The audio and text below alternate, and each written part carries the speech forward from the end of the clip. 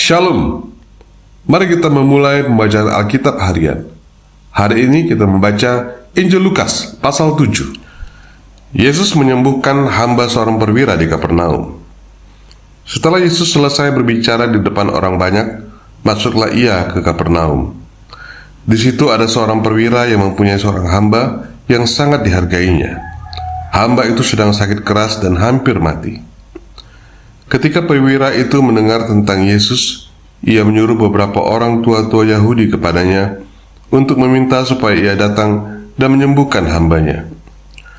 Mereka datang kepada Yesus dan dengan sangat mereka meminta pertolongannya, katanya, "Ia layak engkau tolong, sebab ia mengasihi bangsa kita dan dialah yang menanggung pembangunan rumah ibadat kami." Lalu Yesus pergi bersama-sama dengan mereka.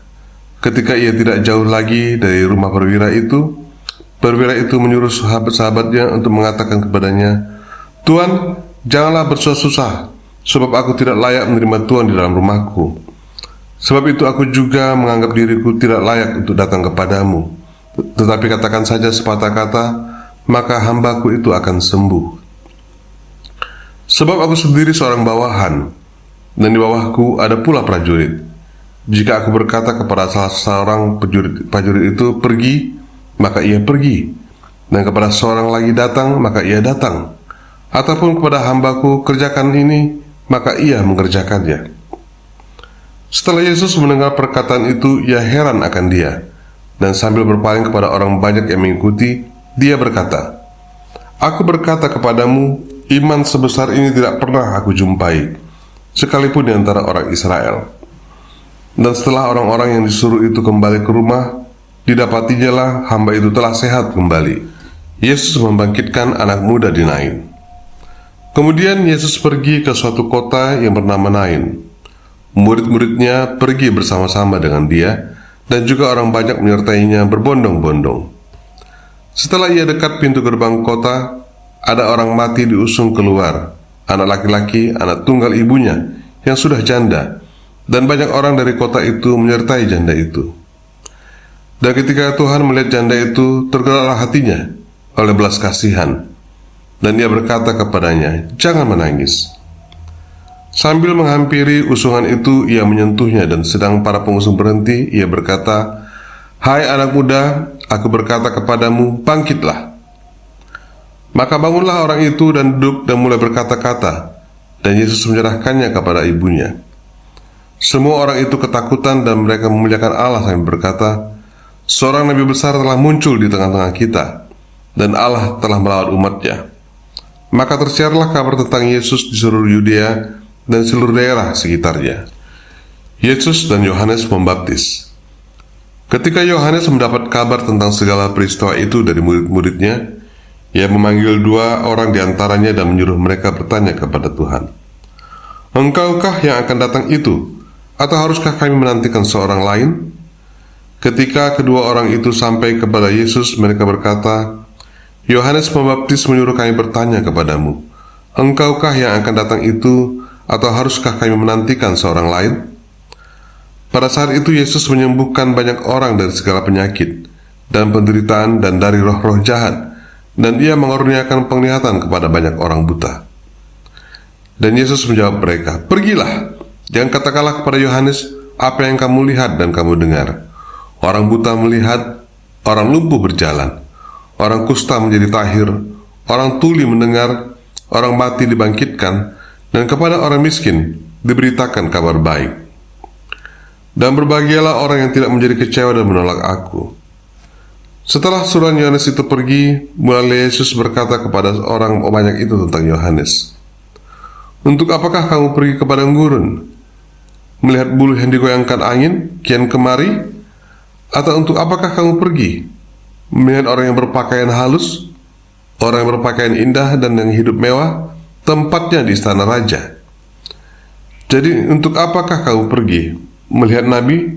Benar, aku berkata kepadamu, bahkan lebih daripada nabi. Karena tentang dia ada tertulis, 'Lihatlah, aku menyuruh utusanku mendahului engkau. Ia akan mempersiapkan jalanmu di hadapanmu.' Aku berkata kepadamu, di antara mereka yang dilahirkan oleh perempuan, Tidak ada seorang pun yang lebih besar daripada Yohanes. Namun yang terkecil dalam kerajaan Allah lebih besar daripadanya. Seluruh orang banyak yang mendengar perkataannya itu, termasuk pemungut-pemungut cukai, mengakui kebenaran Allah, karena mereka telah memberi diri dibaptis oleh Yohanes. Tetapi orang-orang Farisi dan ahli-ahli Taurat menolak maksud Allah terhadap diri mereka, karena mereka tidak mau dibaptis oleh Yohanes. Kata Yesus, "Dengan apakah akan kuumpamakan orang-orang dari angkatan ini? Dan dengan apakah mereka itu sama? Mereka itu seumpama anak-anak yang duduk di pasar dan saling menyerukan, 'Kami meniup seruling bagimu, tetapi kamu tidak menari. Kami menyanyikan kidung duka, tetapi kamu tidak menangis.' Karena Yesus Yohanes Pembaptis datang, ia tidak makan roti dan tidak minum anggur, dan kamu berkata, 'Ia kerasukan setan.'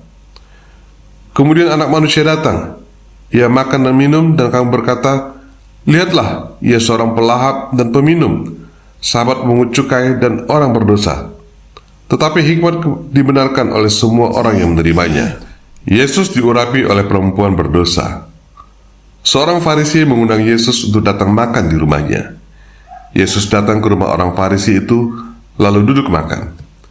Di kota itu ada seorang perempuan yang terkenal sebagai seorang berdosa.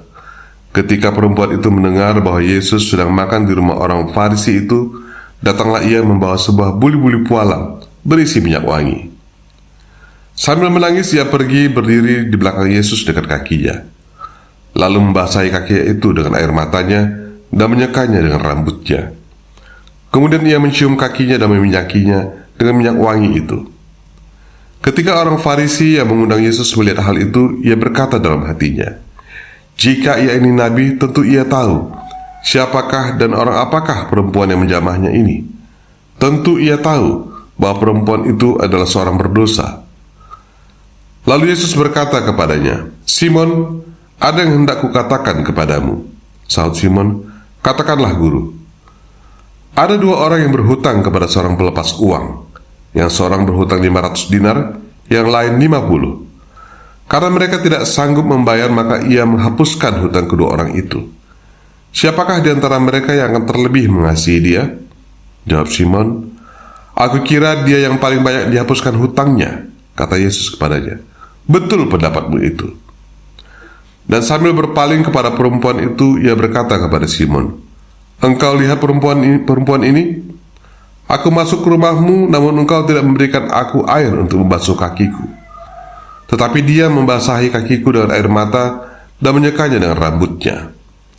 Engkau tidak mencium aku, tetapi sejak aku masuk, ia tidak henti-hentinya mencium kakiku. Engkau tidak meminyaki kepalaku dengan minyak, tetapi dia meminyaki kakiku dengan minyak wangi. Sebab itu aku berkata kepadamu, dosanya yang banyak itu telah diampuni, sebab ia telah banyak berbuat kasih. Tetapi orang sedikit diampuni, sedikit juga ia berbuat kasih." Lalu ia berkata kepada perempuan itu, "Dosamu telah diampuni." Dan mereka yang duduk makan bersama dia berpikir dalam hati mereka, "Siapakah ia ini, sehingga ia dapat mengampuni dosa?" Tetapi Yesus berkata kepada perempuan itu, "Imanmu telah menyelamatkan engkau. Pergilah dengan selamat." Tuhan Yesus, terima kasih untuk firman-Mu hari ini. Tolong kami menyimpan firman-Mu di dalam hati dan mempraktikkannya dalam hidup kami. Di dalam nama Tuhan Yesus, kami berdoa. Amin. Terima kasih sudah meluangkan waktu untuk mendengarkan firman Tuhan hari ini. Kiranya firman ini menjadi terang dan kekuatan. Sampai jumpa besok.